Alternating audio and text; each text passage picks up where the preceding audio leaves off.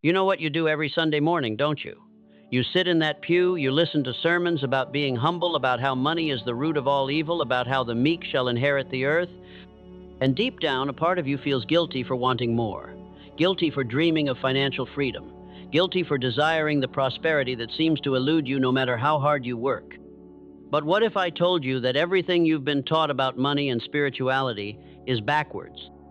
What if the very book you've been reading your entire life contains the most powerful wealth-building principles ever written, hidden in plain sight? Tonight, I'm going to show you something that will fundamentally change how you see yourself, your relationship with money, and your divine purpose. You're not going to be the same person who clicks away from this video. You're going to discover that you were never meant to struggle financially. You were never meant to feel ashamed of your desires for abundance. The men and women who built empires, who created lasting wealth, who transformed not just their own lives, but the lives of countless others. They understood something about the scriptures that most people miss completely. They saw what I saw when I spent decades studying the minds of the most successful people who ever lived. They recognized that prosperity isn't just permitted by divine law, it's commanded by it.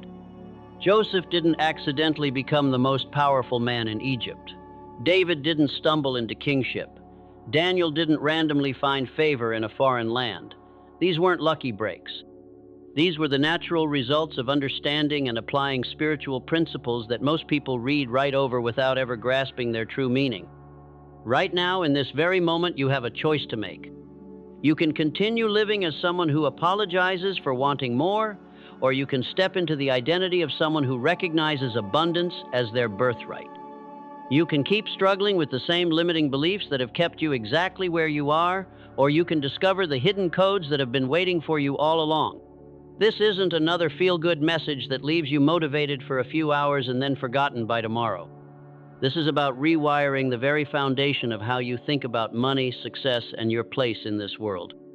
Because when you understand these principles, really understand them, you don't just change your behavior, you change who you are. If you're ready to stop making excuses for mediocrity and start claiming what's already yours, then stay with me. And if this resonates with something deep inside you, something that's been waiting to be awakened, then subscribe to this channel right now, because this is just the beginning of your transformation. How many nights have you lain awake, scrolling through another business guru's course, another success formula, another promise that this time will be different? You've spent hundreds, maybe thousands, searching for the secret that successful people seem to guard so jealously. And all the while, sitting on your nightstand or gathering dust on your shelf, lies the most powerful manual for prosperity ever written. You see, we've been conditioned to believe that wisdom comes with a price tag, that real secrets are hidden behind paywalls and exclusive masterminds. But the greatest minds in history, the men and women who built empires and changed the world, they all drew from the same ancient source. A book that exists in nearly every home, yet is rarely opened with the eyes of transformation. Think of the Bible not as a religious artifact, but as a vast library of human potential. Within its pages lie the blueprints for every principle of success you've ever encountered. The strategies for overcoming adversity, the mental frameworks for building wealth, the psychological insights for leading others. It's all there, waiting for someone with the vision to see it. Consider this. Every Sunday, millions of people sit in pews and hear about being humble, about the dangers of wealth, about how the meek shall inherit the earth. They walk away feeling guilty for wanting more, ashamed of their ambitions, but they've missed the deeper truth entirely. The very God they worship created a universe of infinite abundance. He designed laws of prosperity that are as fixed and dependable as the law of gravity. When Scripture speaks against money, it's never condemning wealth itself. It's warning against the worship of wealth, the idolatry that turns a tool into a master. There's a profound difference between having money and money having you. The difference between using resources to fulfill purpose and being enslaved by the pursuit of resources for their own sake. Here's what changes everything. When you begin to read these ancient texts with the eyes of a student of success, patterns emerge. Principles that have been teaching prosperity for thousands of years. Joseph didn't accidentally become the second most powerful man in Egypt. David didn't stumble into kingship. Daniel didn't randomly find favor in foreign courts. They understood something that most people miss completely. They understood that prosperity is not just permitted by divine design, it's commanded by it. They knew that the gifts within them were meant to grow, to multiply, to create value for others. They saw wealth not as an end in itself, but as a means to fulfill the purpose burning inside their souls. The moment you stop seeing the Bible as just a religious book and start recognizing it as the ultimate success manual, everything shifts. You're no longer searching for secrets in expensive courses. You're mining wisdom from a source that has guided the greatest achievers in human history. You're tapping into principles that have been proven across millennia, not just the latest business trend. This is your wake-up call. Stop looking everywhere else for what's been right in front of you all along. The code for prosperity isn't hidden in some guru's program. It's written in the pages of the book that's been calling your name from the shelf. You've probably wondered what made Andrew Carnegie choose me to unlock the secret of wealth. What did he see that others missed? Why did the most successful men of my era open their doors to a young reporter with nothing but burning curiosity and relentless determination? The answer might surprise you. These titans of industry, these builders of empires, they all shared something that modern success literature completely overlooks. Every single one of them operated from spiritual principles that were ancient before they were born. They understood that true wealth begins not in the marketplace, but in the mind aligned with eternal truths. When I interviewed Henry Ford, he didn't just talk about assembly lines and efficiency. He spoke of tapping into an infinite intelligence that guided his decisions. When I sat with Thomas Edison, he revealed his belief that thoughts are things, that ideas come from a source beyond our limited conscious minds. These men weren't just practical businessmen. They were spiritual philosophers who happened to build fortunes. Picture your mind as a radio receiver. Most people live their entire lives tuned to stations of doubt, fear, and limitation. But the wealthiest individuals I studied had learned to dial into a different frequency altogether. They had discovered that the same power that spoke worlds into existence was available to guide their daily decisions, to inspire their innovations, to open doors that seemed permanently closed. As a man thinks in his heart, so is he. I didn't write those words. They were inscribed in sacred texts centuries before I was born. Yet this single principle became the foundation of everything I taught about success. Your external world is nothing more than a reflection of your internal landscape. Change the thinking, and you change the life. Here's what shook me to my core during those decades of research. I thought I was discovering new principles of success. I believed I was uncovering secrets that had never been revealed. But the deeper I dug, the more I realized I was simply organizing truths that had been available to humanity all along. The formula for achievement wasn't hidden in some mysterious vault. It was written in plain sight, for anyone with eyes to see. Faith, purpose, persistent action. These weren't business strategies I invented. They were spiritual laws I merely rediscovered and presented in language that modern minds could grasp. The men who built America's greatest fortunes hadn't read my books. They had read far older books and applied truths that transcended any single generation. The tragedy is not that these principles are hidden. The tragedy is that they're so familiar we've stopped seeing their power. We've taken the most revolutionary concepts in human history and turned them into Sunday school platitudes. We've domesticated truths that were meant to set us free and build kingdoms. Every formula I ever taught about wealth creation was simply a modern translation of ancient wisdom. Burning desire becomes, ask and you shall receive. Definite purpose aligns with, your gifts will make room for you. Persistent action echoes, faith without works is dead. The blueprint was already drawn. I just helped people see it clearly. When you understand this, everything changes. You're no longer following the latest business guru's advice. You're applying principles that guided Joseph to prosperity in Egypt, that made Solomon the wealthiest king who ever lived, that turned fishermen into world changers. You're tapping into a source of wisdom that has never failed anyone who truly applied it. Stop treating success principles as if they were invented yesterday. Start recognizing them as timeless truths that have been waiting for you to embrace them with the reverence and application they deserve. How long have you been waiting for your breakthrough? How many years have you spent praying for change while remaining exactly where you are? If you're honest with yourself, you've been treating sacred wisdom like a lottery ticket, hoping that somehow, some way, fortune will magically fall into your lap without you having to move a muscle. But here's the truth that will shatter every excuse you've ever made. The same voice that commanded the universe into existence never once suggested that transformation comes to those who wait. When divine instruction was given, it was always movement. Seek, and you will find. Ask, and it will be given. Knock, and the door will be opened. Notice the pattern? Every promise requires action. Your mind is not neutral territory. It's a battlefield where your future is being decided right now in this very moment.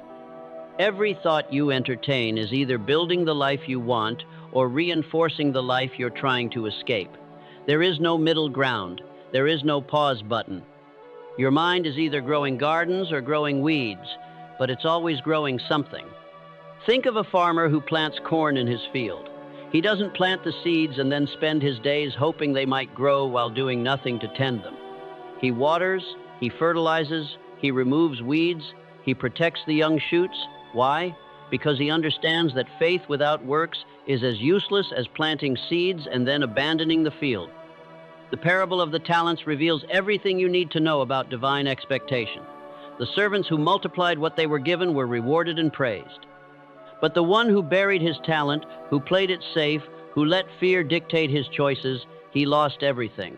God's economy rewards multiplication, not preservation. Progress, not paralysis. Yet how many people do you know who have buried their talents under layers of fear, excuses, and spiritual-sounding justifications for inaction? They pray for opportunity while refusing to prepare for it. They ask for breakthrough while clinging to comfortable mediocrity. They want harvest while refusing to work the soil. Your identity is the root system of your entire life. If the root is poisoned with thoughts of unworthiness, limitation, and defeat, no amount of positive thinking can produce healthy fruit. But when you begin to see yourself as you truly are, fearfully and wonderfully made, equipped with unique gifts and called to a specific purpose, everything in your external world begins to shift. Here's what happens when you stop waiting and start walking, when you stop hoping and start acting, when you stop wishing and start working. The universe responds to movement. Opportunities that were invisible suddenly become obvious. Connections that seemed impossible begin forming naturally. Resources that appeared scarce start flowing toward your purpose. But none of this happens from your prayer closet alone. None of this manifests while you're sitting on your couch reading motivational quotes. Transformation requires you to transform. Change demands that you change. New levels of success require new versions of yourself. Faith is not passive hope. Faith is active confidence that moves forward, even when the path isn't fully illuminated. It's the farmer planting seeds in spring, trusting in harvest season. It's the builder laying a foundation, believing in the completed structure. It's you taking the next right step, even when you can't see the whole staircase. Your mind is fertile ground that will grow whatever you plant there. Doubt will produce doubt. Fear will multiply fear. But purpose planted and nurtured with consistent action will yield a harvest beyond your wildest imagination. The question is not whether this is true. The question is what you're going to do about it. You sit in prayer, begging for a better life, and then you get up and make the exact same choices you made yesterday. You claim to have faith in divine provision, yet you refuse to take the risks that provision requires. You quote scripture about moving mountains, but you won't even move yourself off the couch to pursue your dreams. This is the spiritual delusion that keeps millions trapped in mediocrity. They've turned faith into an excuse for inaction instead of recognizing it as the ultimate catalyst for bold movement. They pray without working, believe without building, hope without hustling, and then they wonder why their lives never change. Real faith is not passive wishful thinking. Real faith is burning desire backed by relentless action. It's the unshakable conviction that moves you forward even when every logical reason tells you to stay where you are. It's the courage to act as if your dreams are already guaranteed, even when you can't see how they'll manifest. Consider the story of a man who needed to cross a raging river but had no boat. He could stand on the shore all day praying for a bridge to appear, or he could start gathering logs and building a raft. Faith is not waiting for miracles to happen to you. Faith is becoming the miracle that happens through you. My research revealed a formula that has never failed anyone who truly applied it. Burning desire plus unwavering faith plus persistent action equals inevitable achievement. But notice that action is not optional in this equation. It's not the cherry on top of faith. It's the proof that faith exists at all. Faith without works is not just incomplete, it's dead. Dead faith produces nothing but disappointment and self-deception. Living faith produces tangible results because it compels movement, demands excellence, and refuses to accept defeat as permanent. It transforms believers into achievers and dreamers into builders. Think about this for a moment. Every prayer you've ever prayed that was answered required you to do something. Every breakthrough you've experienced demanded your participation. Every victory in your life came through faith that showed up as action, not faith that remained hidden in your heart. The difference between people who succeed and people who struggle is not the amount of faith they have, it's how that faith expresses itself in the physical world. Successful people turn their faith into plans. They convert their beliefs into strategies. They translate their convictions into concrete steps. You can recite affirmations until your voice goes hoarse, but if those affirmations don't drive you to take meaningful action, they're nothing more than empty words. You can visualize your dreams with perfect clarity, but if that vision doesn't compel you to move toward them, it's just entertainment for your imagination. Active faith breaks the chains of inertia that keep most people bound to their current circumstances. It shatters the paralysis of perfectionism that whispers you need to wait until you're ready. It demolishes the fear of failure that masquerades as prudent caution. Active faith says, move now, adjust later, but never stay still. Here's what happens when you align burning desire with unshakable faith and back them both with relentless action. The universe conspires to assist you. Doors that were locked swing wide open. People who could help you appear at exactly the right moment. Resources that seemed unavailable become accessible. This isn't luck or coincidence. This is the natural result of faith in motion. But none of this works if you're still sitting there waiting for permission, waiting for the perfect plan, waiting for fear to disappear. Faith doesn't eliminate fear. Faith acts in spite of fear. Faith doesn't guarantee easy paths. Faith guarantees that determined action will eventually lead to desired outcomes. Stop praying for change and start being the change. Stop asking for opportunities and start creating them. Stop waiting for your ship to come in and start swimming toward it. Your faith is only as strong as the actions it produces. You want the rewards of discipline, but you resist the demands of discipline. You envy people who have built something significant, but you're unwilling to pay the price they paid when no one was watching. You want excellence to be your reality, but you've made mediocrity your daily practice. Excellence is never an accident. It's the inevitable result of disciplined choices repeated so consistently that they become character. The people you admire, the ones who seem to effortlessly attract success, they all share one common trait.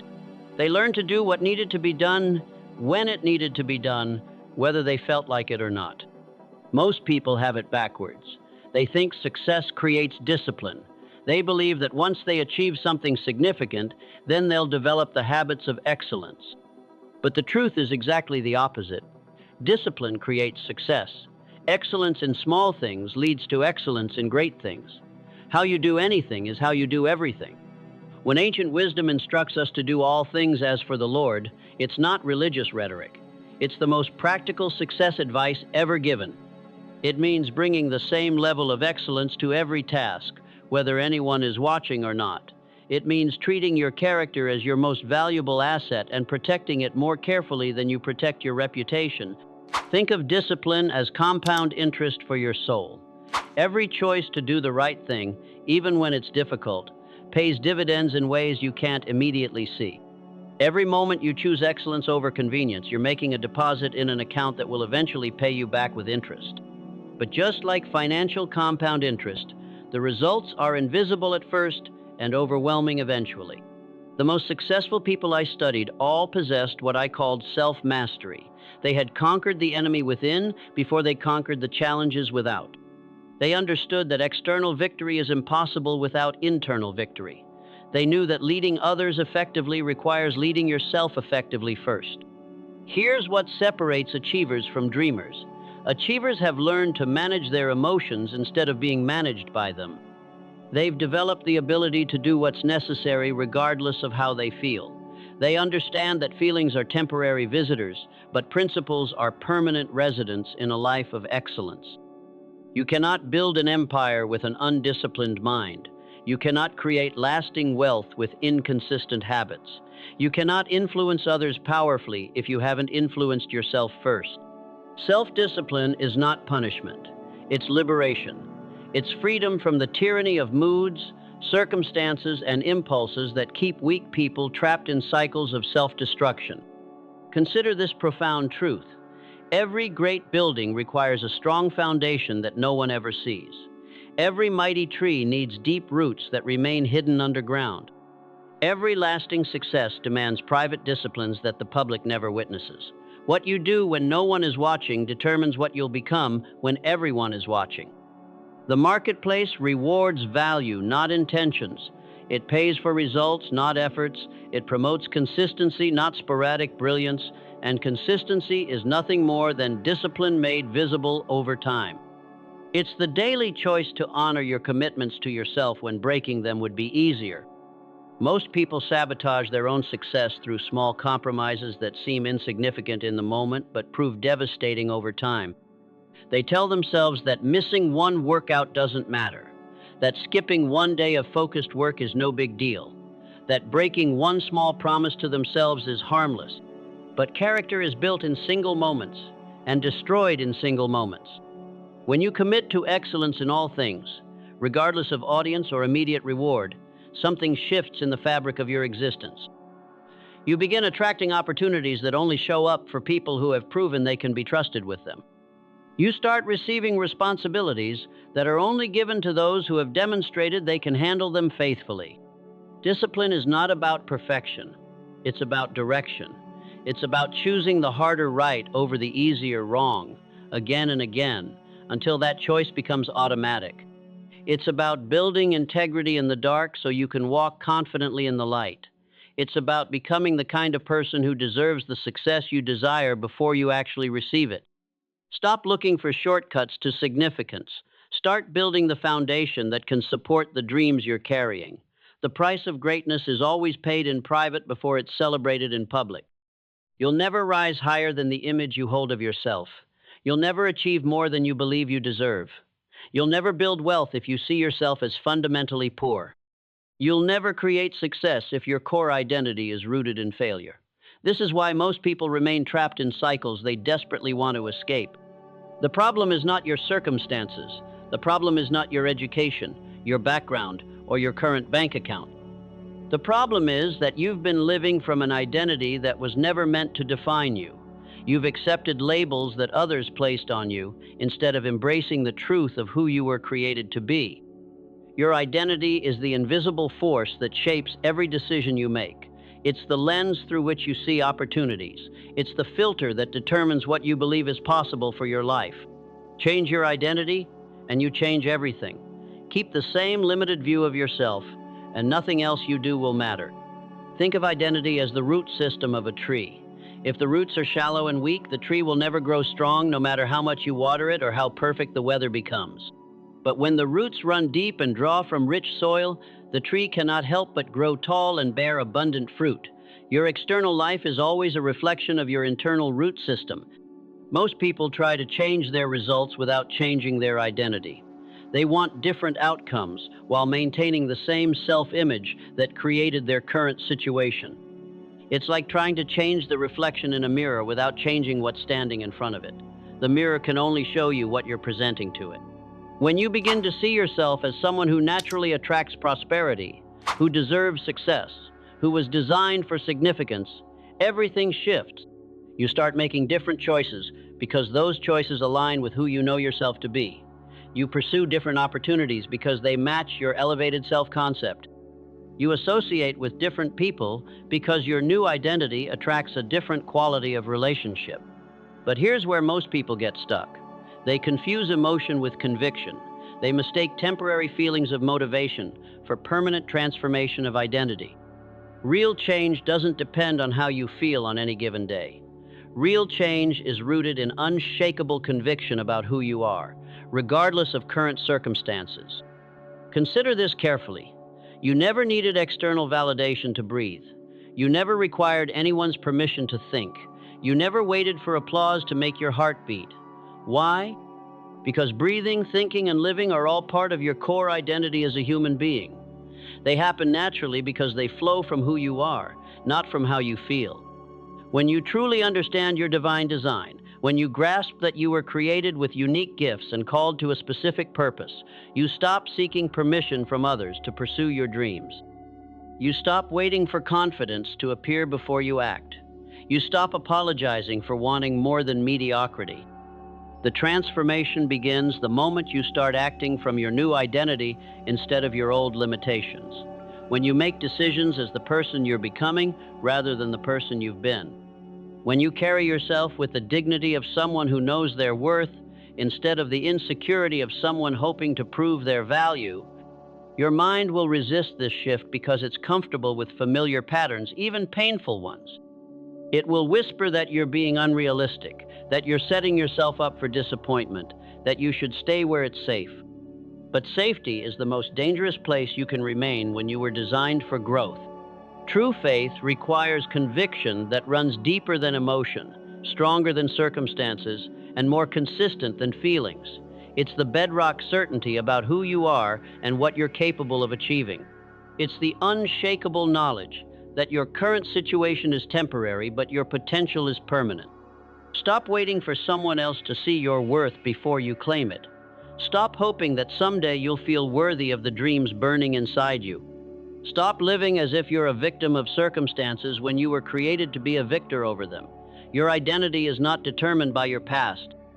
It's defined by your divine design and your decision to live from that truth. The moment you align your daily actions with your highest identity, your external world has no choice but to rearrange itself to match the new frequency you're broadcasting. This is not positive thinking. This is identity transformation, and it changes everything. You've been waiting for someone to give you permission to step into your greatness. You've been looking for external validation of what you already know to be true deep inside. You've been seeking authority from people who have no power to grant what was already placed within you before you were born. True spiritual authority has nothing to do with titles, positions, or credentials. It flows from the unshakable conviction that you are backed by forces greater than any obstacle you could ever face. It's the quiet confidence that comes from knowing your assignment and accepting responsibility for fulfilling it, regardless of who believes in you or supports your vision. Most people live their entire lives as spiritual beggars, constantly seeking approval from others for decisions that only they can make. They wait for consensus before they act on their convictions. They need encouragement before they pursue their dreams. They require validation before they step into their calling. But authentic authority operates from an entirely different frequency. Picture a young shepherd boy standing before a giant that had terrorized entire armies. Logic said he should run. Experience said he should hide. Convention said he should wait for someone more qualified.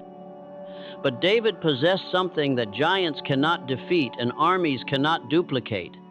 He carried the absolute certainty that he was perfectly equipped for the challenge in front of him. David didn't defeat Goliath because he was physically superior.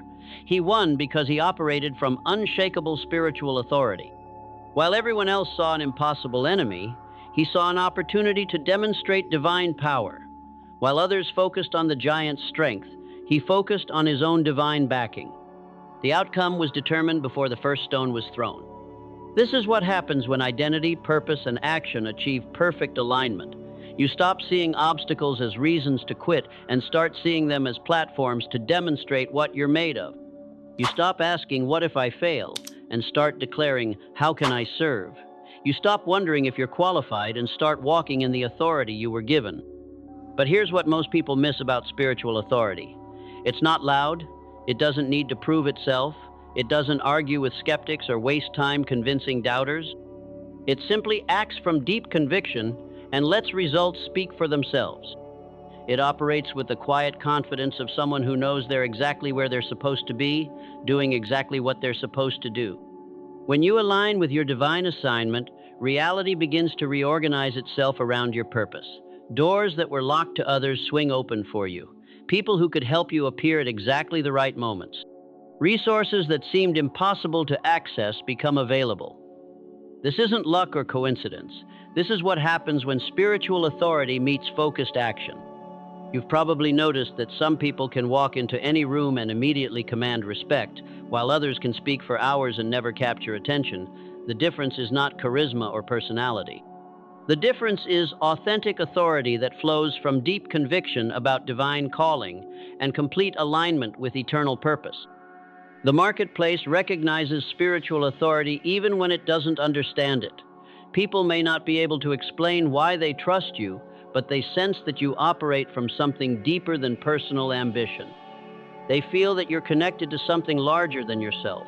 They recognize that you carry responsibility seriously and handle influence with integrity. Here's the paradox that confuses most people. The more you need authority, the less you have it. The more you chase recognition, the more it eludes you. The more you demand respect, the less you receive it.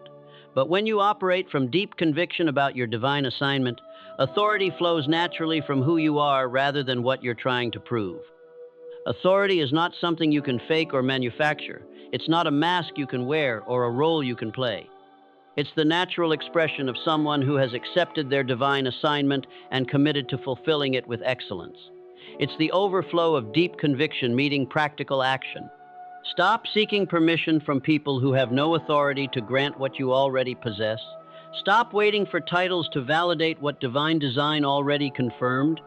Stop looking for external evidence of what internal conviction already knows. You were not created to be a copy of someone else's success.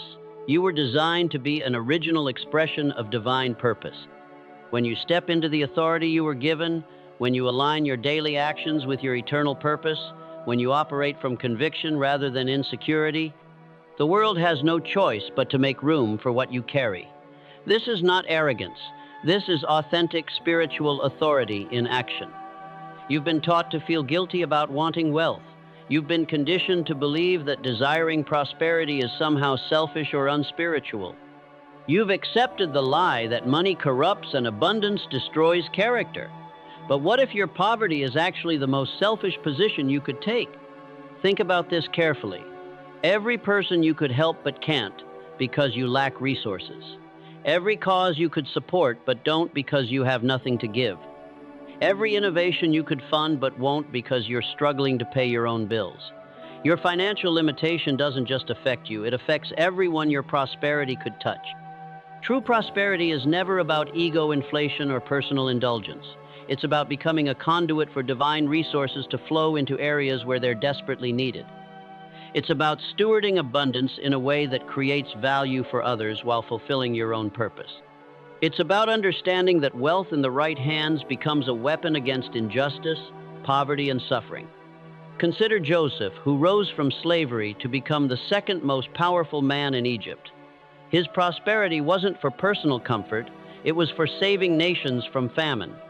His influence wasn't for self-promotion, it was for preserving the future of God's people.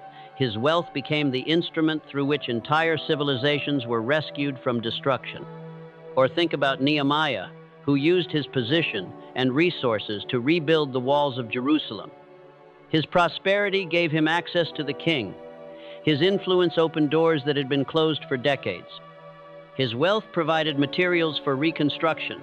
Without his abundance, the walls would have remained broken and the people would have remained vulnerable. These men understood something that most people miss completely. Prosperity is not a reward for good behavior. It's a responsibility for greater service. Wealth is not a prize to be hoarded. It's a tool to be wielded for maximum impact. Abundance is not an end in itself. It's a means to fulfill the mission you were born to complete. Here's what changes when you shift from seeking prosperity for yourself to stewarding prosperity for others. Your motivation becomes purified. Your methods become principled. your results become supernatural. Because when you align your financial goals with divine purpose, you tap into resources that are unlimited and favor that is unmistakable. The universe responds differently to someone who wants wealth to serve others than to someone who wants wealth to serve themselves. Doors open more easily, opportunities appear more frequently, connections form more naturally, not because you're trying to manipulate divine favor, but because you're operating in harmony with divine design. But here's the crucial understanding that most people miss. Being a channel of blessing doesn't mean waiting until you have everything to start giving something. It means recognizing that everything you need to begin fulfilling your mission is already placed within you. Your gifts, your talents, your unique perspective, your specific calling, these are all resources waiting to be activated. You don't need permission to start blessing others. You don't need wealth to begin adding value. You don't need influence to start making a difference. You need clarity about your mission and commitment to serving it with excellence. The prosperity follows purpose, not the other way around. Every great fortune in history was built by someone who solved significant problems for large numbers of people. They didn't get rich by focusing on getting rich. They got rich by focusing on serving others so well that wealth became the natural byproduct of their contribution. Their prosperity was the marketplace's way of saying thank you for making life better. When you understand that your financial success is directly connected to your service to others, everything shifts. You stop asking, "How can I make more money?" and start asking, "How can I serve more people?" You stop wondering, "What's in it for me?" and start discovering, "What can I give?" This doesn't mean you should ignore your own needs or neglect your own family. It means understanding that the most effective way to meet your needs is by meeting the needs of others. The most reliable path to your own prosperity is through contributing to the prosperity of those around you. The moment you embrace prosperity as your mission, rather than your personal ambition, you join the ranks of history's most significant individuals. People who understood that wealth was given to them not just to change their own lives, but to change the world. People who used abundance as an instrument of transformation in the hands of divine purpose. Stop feeling guilty about wanting more. Start feeling responsible for stewarding more. Stop apologizing for your ambitions. Start aligning them with eternal impact. Your prosperity is not just about you. It's about everyone your success will serve. You've reached the moment of truth. Everything you've heard, every principle that's been revealed, every secret that's been unlocked, it all comes down to this single question. What are you going to do about it? Because knowledge without action is just sophisticated ignorance. Understanding without implementation is just educated procrastination. You've been given talents that are meant to multiply, not hide. Gifts that are designed to grow, not gather dust. Abilities that are intended to impact the world, not remain buried under layers of fear, doubt, and comfortable excuses. The parable is clear. Those who use what they've been given receive more. Those who bury what they possess lose everything. Right now, as you're hearing these words, there's a voice in your head listing all the reasons why you should wait, why you need more information before you act, why you should be more prepared before you begin, why you should feel more confident before you step out. But that voice is not your friend. That voice is the enemy of your destiny. The perfect moment is a myth that has killed more dreams than failure ever could. The ideal circumstances are a fantasy that keeps people trapped in preparation mode for their entire lives. The complete plan is an illusion that prevents action while promising certainty. None of these things exist, and waiting for them is just another form of hiding your talents. Every empire that was ever built started with someone who was willing to act on incomplete information. Every fortune that was ever created began with someone who moved forward despite uncertainty. Every transformation that ever occurred required someone to take the first step before they could see the entire staircase. Consider this carefully. Fear is not a stop sign. It's a compass pointing toward your growth. Uncertainty is not a roadblock. It's an invitation to develop faith. Obstacles are not reasons to quit. They're opportunities to discover what you're truly made of. The very things that make you want to hesitate are often the exact reasons you need to accelerate. You've been preparing for this moment your entire life, even when you didn't realize it. Every experience you've had, every skill you've developed, every lesson you've learned, It's all been leading to this point where you must choose between the safety of your current limitations and the uncertainty of your unlimited potential. Prosperity is not a reward that comes to those who wait. It's a result that flows to those who act. It's the natural consequence of consistent obedience to divine principles, repeated application of eternal truths, and relentless pursuit of purpose-driven excellence. But none of this happens in theory. It only happens in practice. The world is waiting for what you carry. There are problems only you can solve, innovations only you can create, impacts only you can make. But your gifts will remain hidden, your purpose will remain unfulfilled, and your potential will remain untapped until you decide to stop rehearsing and start performing. Living with purpose means accepting responsibility for the transformation you've experienced and allowing it to flow through you to others. It means understanding that your success is not just about changing your own life, but about creating ripple effects that will influence generations. It means recognizing that the abundance you create today becomes the inheritance you leave tomorrow. Here's what happens when you finally stop making excuses and start making moves. When you stop planning and start performing. When you stop hoping and start happening. The universe conspires to support courage. Reality rearranges itself around commitment. Possibilities that seemed impossible become inevitable outcomes. But you have to move first. You have to act first. You have to risk first. Because faith is spelled R-I-S-K, and breakthrough always requires someone willing to break through their own resistance to change.